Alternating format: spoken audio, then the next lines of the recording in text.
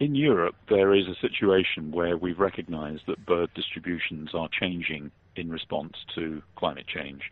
We're already beginning to see this. Some birds in southern England are beginning to ebb away further northwards, and some birds indeed have begun to colonize parts of southern Britain, and that is a trend that we expect to continue. There was a major study published several years ago that looked at all of the current distributions of birds right the way across Europe.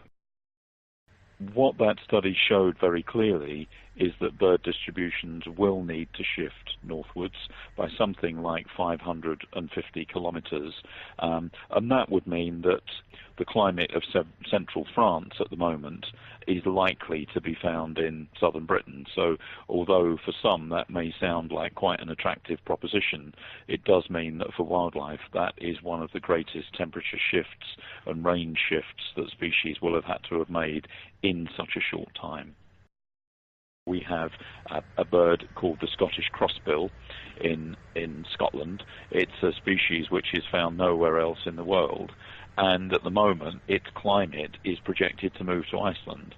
So Iceland is not known for its forests of Scots pine.